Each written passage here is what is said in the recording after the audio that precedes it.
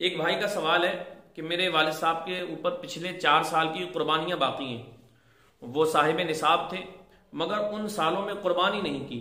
اب وہ چاہتے ہیں کہ اس سال ایک بڑا جانور وغیرہ لے کر پچھلی 4 سال کا حصہ بھی شامل کر لیا جائے اور اس سال کی بھی قربانی ادا کر دیں.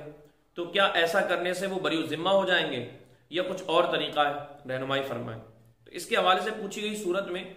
ان پچھلی 4 قربانیاں جو گزر چکی ہیں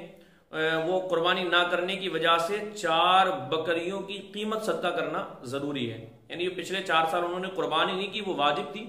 تو اب قربانی نہیں کریں گے بلکہ ان 4 سال کی جو قربانی ہے وہ بکریوں کی قیمت کے برابر رقم صدقہ کریں گے. ایسا نہیں ہو سکتا کہ اس کے بدلے میں اس سال بڑے جانور میں حصے کی صورت میں یا بکرا بکری قربان کر دیں. اس طرح کرنے سے پچھلی قربانیاں ادا نہیں ہو سکتی، کیونکہ صاحب نصاب پر قربانی کے ایام گزر جائیں اور قربانی کے لیے جانور بھی نہ خریدا ہو تو پھر بکری کی قیمت صدقہ کرنا لازم ہے. یعنی قربانی کے ایام گزر گئے اور جانور بھی نہیں خریدا تو اب اس پر لازم ہے کہ وہ بکری کی قیمت صدقہ کرے گا. لہذا بکری کی قیمت صدقہ کرنا ان پر ضروری ہے. اور اگر اس سال گزشتہ سالوں کی نیت سے بڑے جانور میں حصہ ڈالیں گے تو موجودہ سال کی قربانی ہو جائے گی. اگر حصہ ڈالیں گے بھی تو اس سال کی قربانی تو ادا ہو جائے گی لیکن پچھلے سالوں کی طرف سے ادا نہیں ہوگی. اس کی قیمت جو بکری کی ہے وہ صدقہ کرنی ہوگی، محض نفل ہوں گی. اور ایسی صورت میں سارے کا سارا گوشت یعنی موجودہ سال والی اور دوسری قربانیوں کا گوشت بھی صدقہ کرنا ہوگا. اگر ایسا وہ کریں گے تو جتنا گوشت ہے اس سال کی قربانی کا بھی اور پچھلی قربانیوں کا بھی وہ صدقہ کرنا ہوگا. اسی میں ایام نہر کے بعد قیمت لازم ہونے کے بارے میں روایت موجود ہے جس میں ارشاد فرمایا گیا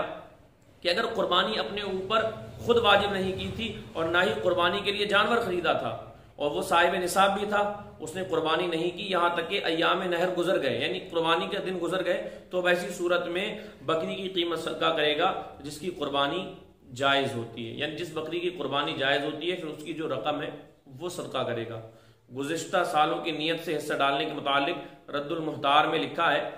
کہ بڑے جانور میں شرکا میں سے کسی ایک نے موجودہ سال کی قربانی کی نیت کی اور باقی جو شرکا تھے ان میں حصے تھے انہوں نے پچھلے سالوں کی تو موجودہ سال والے کی نیت درست ہو جائے گی اور اس کے ساتھیوں کی نیت ختم ہو جائے گی اور ان کی قربانیاں نفل ہوں گی اور ان پر اور اس کے اکیلے پر جس نے اس سال قربانی کی گوشت صدقہ کرنا لازم ہوگا. یعنی اگر کسی نے جانور خریدا تو ایک شخص نے تو اسی سال کی نیت سے قربانی کی اور باقی لوگوں نے پچھلے سال کی نیت سے قربانی کی، تو اب ان پر ضروری ہے کہ وہ تمام جو گوشت ہو گیا چونکہ وہ نفلی ہو گیا ان کی نیت باطل ہو گئی، ان کی نیت ختم ہو گئی، وہ قربانی نہیں ہوئی، نفلی قربانی ہوئی. لہذا نفلی قربانی کا جتنا گوشت ہے وہ سب صدقہ کرنا یہ ضروری ہے. صدر الشریعہ مفتی امجد علی اعظمی بھی بہار شریعت میں لکھتے ہیں کہ غنی نے قربانی کے لیے جانور خرید لیا ہے تو وہی جانور صدقہ کر دے اور ذبح کر ڈالا تو وہی حکم ہے جو لکھا ہوا ہے، اور خریدا نہ ہو تو بکری کی قیمت صدقہ کرے. اگر جانور خرید لیا ہے تو وہی جانور صدقہ کر دے، اگر قربانی نہیں کر پایا تو وہی جانور صدقہ کر دے، اور اگر